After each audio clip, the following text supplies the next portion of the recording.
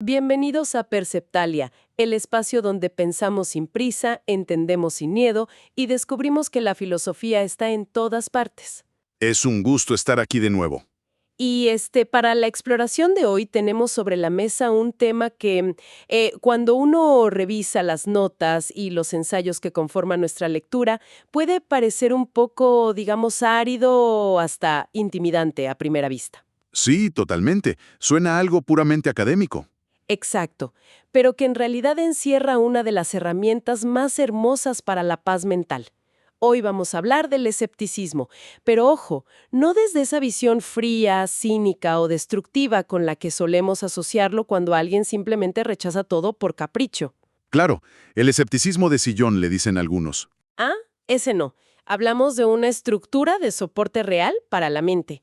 Y pues para arrancar valdría la pena hacernos una reflexión muy cotidiana. ¿Nos hemos dado cuenta de que solemos huir de la incertidumbre como si fuera una amenaza?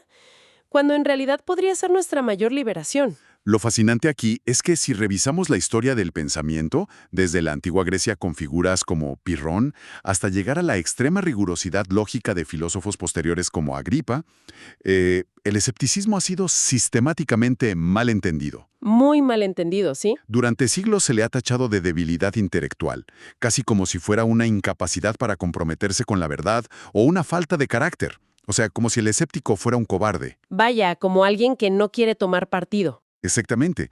Sin embargo, al analizarlo de cerca, suspender el juicio es probablemente la máxima expresión de madurez cognitiva. Es tener la fortaleza de sostener el misterio, de quedarse en ese espacio de no saber sin salir corriendo a llenarlo con la primera certeza barata que brinde consuelo. Es fuerte eso de la certeza barata. Es que la duda no es una interrogante que paraliza, es el motor mismo de la ética y de una resiliencia psicológica profundísima. Bueno, vamos a desempacar esto, porque la promesa de transformar algo tan incómodo como la duda humilde en una vía hacia la paz mental suena verdaderamente monumental. Y lo es. Comencemos observando cómo opera el escepticismo en el mundo moderno, específicamente en ese terreno donde hoy en día solemos depositar todas nuestras certezas ciegamente, que es la ciencia. Leí en las fuentes que existe una inmensa tentación casi cultural de convertir a la ciencia en una especie de nueva religión inamovible, algo que los textos denominan cientificismo. Y eso nos lleva a un problema mayor, fíjate. Porque el cientificismo asume, de manera muy dogmática, que la ciencia actual ya nos entregó verdades finales y absolutas que no se pueden tocar. Y eso es lo opuesto a la ciencia. ¿Es un dogma más? Sí, es el escepticismo filosófico el que entra ahí a romper esa ilusión, recordando que la ciencia no es un altar de dogmas, sino un método constante de, digamos, error corregido.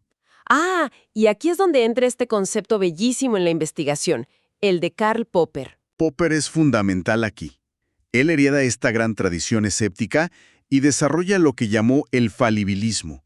Él decía que para que una teoría sea genuinamente científica, tiene que ser falsable, o sea, debe existir siempre la posibilidad de demostrar que está equivocada. Si no se puede refutar, no es ciencia. Exacto.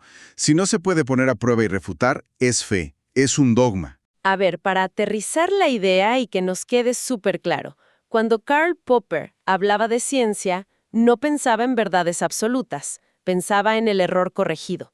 Es un cambio de paradigma espectacular. Totalmente. Leía que la ética de un científico, bajo este lente, no es salir al mundo a buscar pruebas que le den la razón para inflar su propio ego y caer en el clásico sesgo de confirmación. Al contrario, su trabajo ético es intentar con todas sus fuerzas destruir su propia teoría. Sí, y me gustaría agregar un matiz a eso, porque esa misma ética es la que hoy nos advierte sobre un fenómeno interesantísimo que se menciona en los documentos, que es la crisis de replicación. Uy, sí, leí sobre eso. Es fascinante. Cuando aplicamos este lente escéptico a la investigación contemporánea, nos damos cuenta de la inmensa fragilidad que a menudo tienen los estudios estadísticos. Un científico verdaderamente ético se convierte en un escéptico profesional. Tiene el coraje de dudar de sus propios resultados, incluso del trabajo de toda su vida, hasta que otros laboratorios puedan replicar esos hallazgos de forma independiente. Básicamente, la comunidad científica se dio cuenta de que ni ellos mismos podían copiar su propia tarea.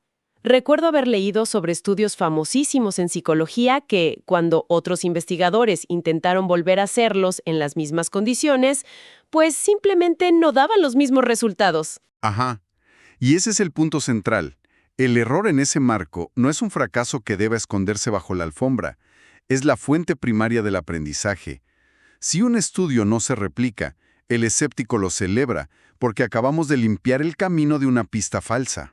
Ahora, leyendo todo esto, noté que suele surgir una confusión monumental en el debate público contemporáneo, porque hoy en día vemos a mucha gente rechazando datos evidentes y llamándose a sí mismos escépticos. Es crucial no confundir la duda legítima con el negacionismo ciego, ¿verdad? Uf, esa distinción hace toda la diferencia del mundo.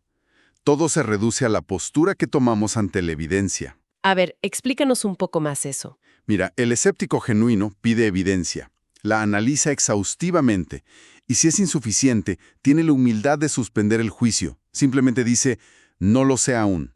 En cambio, el negacionista rechaza la evidencia sólida basándose en un dogma previo. O sea, ya tomó una decisión antes de ver los datos. Exactamente. En el fondo, el negacionista está diciendo, no quiero que esto sea verdad, así que lo ignoro. El escepticismo examina la evidencia rigurosamente.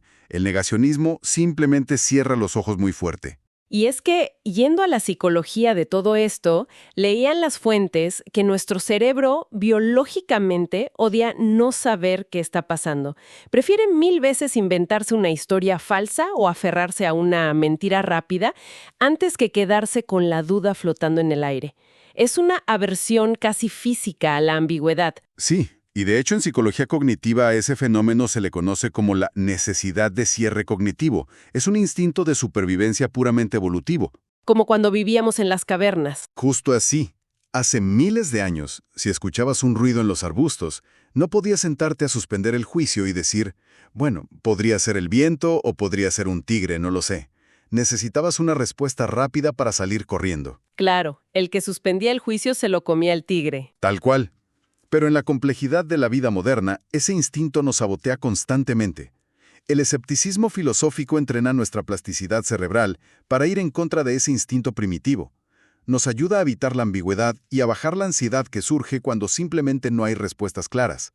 Además, es la herramienta perfecta para desactivar otra trampa mental muy común, el pensamiento dicotómico. Esta trampa terrible de irnos siempre a los extremos, el famoso todo o nada. Es una distorsión cognitiva que hace mucho daño. El pensamiento dicotómico borra los matices por completo. La lógica es, si no soy un éxito total, soy un fracaso absoluto. Si alguien no está 100% de acuerdo conmigo, es mi enemigo acérrimo. Y sabemos que operar así alimenta condiciones muy duras para la psique humana, como la depresión clínica o la ansiedad crónica. Así es. El escepticismo nos obliga, de una forma muy gentil, a instalarnos en la inmensa escala de grises de la realidad. Eso que decía Pirrón hace tantos siglos suena lejano, pero observémoslo en algo tan simple como cuando uno se enoja en el tráfico o asume que alguien le odia por una mala mirada en la oficina. Sí, el cerebro empieza a fabricar historias de inmediato. Ajá. Ante la falta de información de por qué esa persona frunció el ceño, nuestra mente crea una certeza rápida y dolorosa. Hice algo mal, seguro me detesta, soy un desastre en este trabajo. Y me llamó muchísimo la atención una parte de la investigación que propone llevar esta filosofía a la calle, con ejercicios muy prácticos. Hay herramientas maravillosas para el día a día. Hay uno fenomenal que en las notas llaman el experimento de la hipótesis nula personal. Es un ejercicio que desarma muchísima angustia social. La práctica es la siguiente. Ante esa sensación repentina de que alguien nos odia o de que un proyecto va a ser un desastre total, debemos aplicar el método científico y asumir de entrada la hipótesis nula. Es decir, declarar que no hay conexión. Exacto. Declaramos mentalmente que no hay ninguna relación causal entre el mal humor de esta persona y nuestras propias capacidades o nuestro valor. Se asume eso como la realidad base y se observan los resultados. Y al hacer eso, nos damos cuenta de que casi todas nuestras paranoias diarias son meras ficciones del cerebro, tratando de llenar un vacío de información sin ninguna base estadística real. Es un alivio tremendo cuando uno lo pone en práctica. Otro ejercicio que encontré en la investigación me pareció brillante para esta era digital, donde todos parecemos vivir en cámaras de eco algorítmicas. Le llaman la reducción al absurdo de los sesgos. Ah, ese es un reto intelectual fabuloso. Básicamente propone que uno empieza a seguir activamente a 3 personas reconocidamente inteligentes, pero con las que se tenga un desacuerdo radical, ya sea en política, en economía o en filosofía. Pero el objetivo no es ir a pelear con ellos, ¿verdad? Para nada. La tarea no es entrar a pelear en los comentarios. El reto es leer sus argumentos con un solo objetivo en mente: encontrar al menos un punto válido en su lógica. Un solo punto donde tengan razón.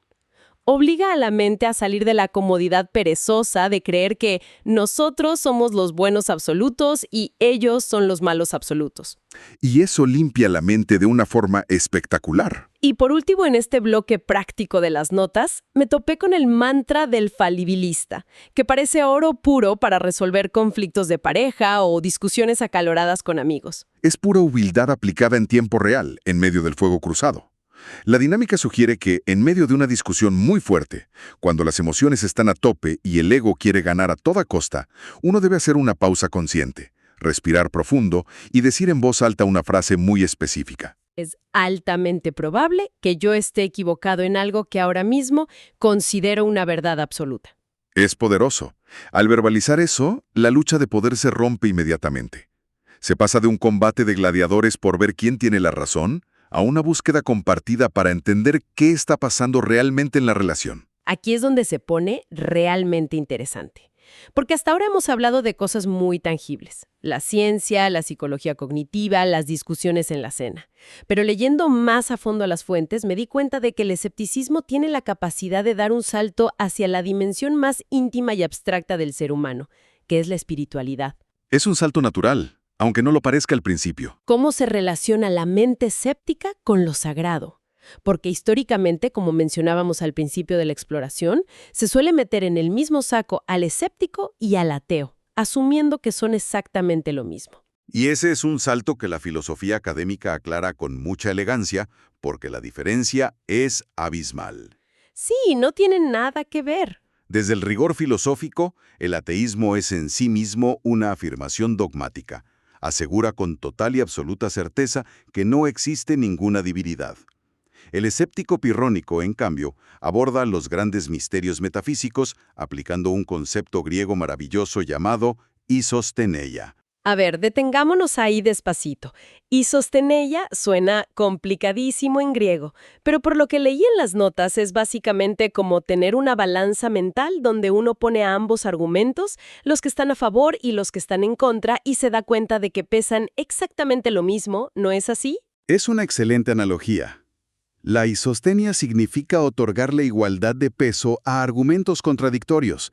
Para el escéptico, las pruebas racionales que intentan demostrar que lo divino existe y las que intentan demostrar que no existe son ambas insuficientes para emitir un veredicto definitivo. La balanza simplemente no se inclina. Queda en perfecto equilibrio. Así es. Así que el escéptico se mantiene en ese equilibrio. Ni afirma ni niega de forma categórica. Suspende el juicio. Y al hacer esto, me voló la cabeza descubrir en los textos que el escepticismo empata de manera asombrosa con una tradición mística antiquísima llamada la teología apofática, o la vía negativa. Una tradición bellísima que llega a nosotros desde figuras como el pseudo Dionisio Areopagita. Lo que dicen estas fuentes es que lo divino o lo trascendente es tan inmensamente vasto que la mente humana, con su lenguaje limitado, simplemente no tiene el ancho de banda para comprenderlo. Así que lo único que podemos afirmar con absoluta honestidad sobre lo sagrado es lo que no es. Es un ejercicio de pura humildad frente al misterio. Es como tratar de describir el océano entero mirándolo por el ojo de una cerradura. Lo único honesto que uno puede decir es, bueno, estoy segura de que no es solo esta gotita de agua que alcanzo a ver. Esta suspensión del juicio, que en la filosofía clásica se llama epogé, es exactamente lo que los grandes místicos de la historia describían como entrar en la nube del desconocimiento. La nube del desconocimiento, qué imagen tan potente. Y tiene un efecto secundario vital. Al renunciar a la arrogancia de querer definir exactamente qué es la divinidad o qué es el universo, nos liberamos de esa tendencia tan humana de proyectar nuestros propios caprichos en una deidad antropomórfica. Dejamos de crear a un Dios a nuestra imagen y semejanza. Exacto. Dejamos de imaginar a una entidad que se enoja por las mismas cosas que nosotros, que castiga a quienes nos caen mal o que tiene preferencias políticas igualitas a las nuestras. De hecho, las fuertes mencionan que soltar esas proyecciones es el mejor antídoto contra un mal muy moderno, que es el narcisismo espiritual.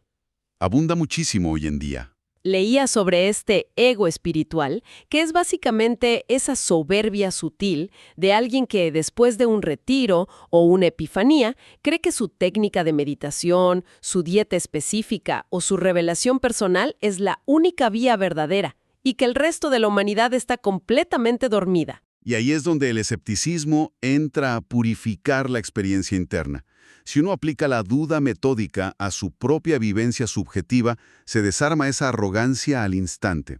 Nos volvemos falibles otra vez. Sí, hay un planteamiento clásico en los textos que ilustra esto a la perfección. La analogía dice, si sabemos que la mente humana puede ser engañada por un simple espejismo en el desierto debido a un truco de la luz y el calor, ¿cómo podemos estar seguros de que una iluminación mística a mitad de la noche no fue un simple subidón de dopamina o producto de un cansancio extremo? Es una pregunta durísima, la verdad, porque a primera vista parece que te roba toda la magia de la experiencia espiritual. Suena casi desencantador. Parece desencantador, pero en realidad es todo lo contrario. Esta duda no destruye la maravilla de la experiencia contemplativa, la limpia. Le quita esa costra de soberbia del ego que siempre necesita adueñarse de la verdad con mayúscula para sentirse especial. Claro, purifica la intención. Permite que uno vive el asombro del misterio en primera persona, pero sin sentir la necesidad patológica de convertir ese asombro en un dogma rígido para ir a imponérselo a los demás. Me topé con unas dinámicas en las notas de nuestra exploración que buscan precisamente convertir esta incertidumbre profunda en paz práctica, en el día a día. Son como ejercicios avanzados para aplicar este no saber. Y son muy necesarios para aterrizar tanta teoría. Entonces, ¿qué significa todo esto en la práctica diaria? Uno de los ejercicios me pareció fascinante. Lo llaman la meditación del no saber, que en las fuentes lo comparan con el concepto budista de suñata o la vacuidad, pero traído a Occidente. Este ejercicio es un puente hermoso que cruza las fronteras entre el Zen y el pirronismo clásico. Consiste en sentarse en silencio unos 15 minutos, pero sin esa presión angustiante de tener que poner la mente en blanco a la fuerza. Porque eso casi nunca funciona. Nunca funciona. Simplemente se observa lo que surge. Y cada vez que la mente lance un concepto grandilocuente, una etiqueta metafísica como todo es energía, el universo me está hablando, o la vida es sufrimiento, uno debe repetirse internamente con mucha suavidad la frase no más esto que aquello. No más esto que aquello. Se evita rechazar el pensamiento con violencia, pero también se evita aferrarse a él como si fuera la respuesta definitiva a los enigmas del cosmos. Me encanta. Es como observar el pensamiento como un fenómeno meteorológico que cruza el cielo sin dejar huella. Se presenta la idea como si fuera una nube, uno la reconoce y simplemente la deja pasar movida por el viento.